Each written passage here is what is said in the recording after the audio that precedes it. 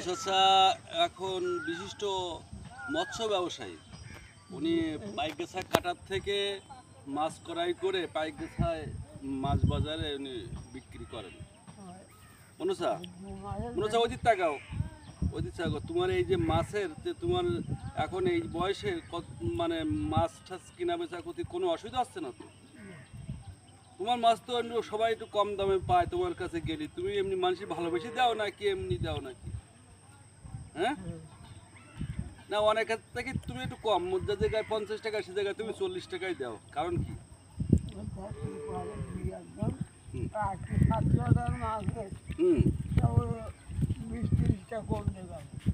কারণ কি এরকম দেয় কেন? তোমার তো এমনি সবার থেকে তোমার তো অবস্থা ওদের থেকে তোমার তো আরো একটু তা তুমি এরকম কম দামে দাও দিলে কি করবো?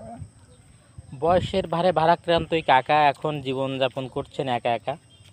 উনি পাইকগাছায় কাটার থেকে মাছ কিনে সে মাছ বাজারেই বিক্রি করেন। উনি থাকছেনও একা একা। কাকা আপনি থাকেন কোথায়?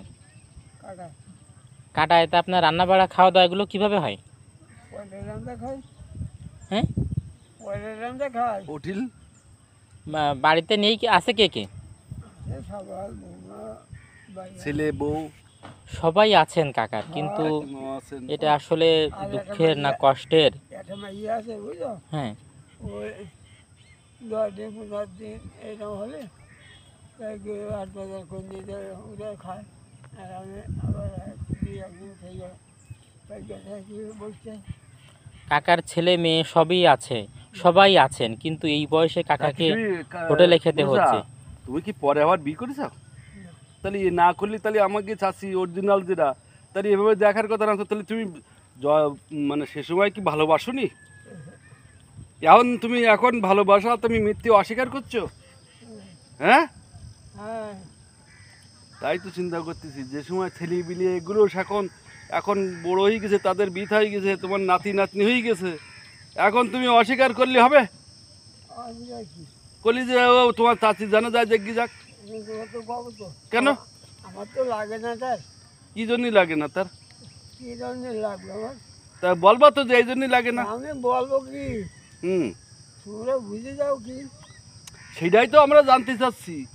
আমি তার পাশে থাকি তো, এই তো খালাম না, তুমি আমার কি করবো? বাড়িতে তোমার যদি এখন যদি একটা সুবিধা অসুবিধা হলো, সুবিধা হলে ও মেয়ের কাছে যাবে।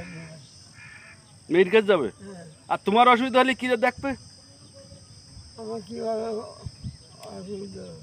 কোন রকম হতে পারে, হবে তো, ওপরওয়ালা তো আছে। আল্লাহর উপরে সব ছেড়ে দিবা? হ্যাঁ, যাই হোক, কাকা আল্লাহর পরে ভরসা করে সব কিছু ছেড়ে দিলেন, ঠিক আছে, কিন্তু আমি বলতে চাইবো এই বয়সে কাকাকে এভাবে তার ছেলে মেয়ের ছেড়ে দেওয়াটা কি উচিত হয়েছে? আমরা কি আমাদের ছেলে মেয়েদেরকে সঠিকভাবে মানুষ করতে পেরেছি আসলে? এরকম যেন না হয়, এরকম বয়সে কোনো বাবা মাকে যেন তার ফ্যামিলির থেকে পৃথকভাবে না থাকতে হয়। কাকা তার পরিবারে ফিরে যাক, সুন্দর সুস্থভাবে জীবনযাপন করুক।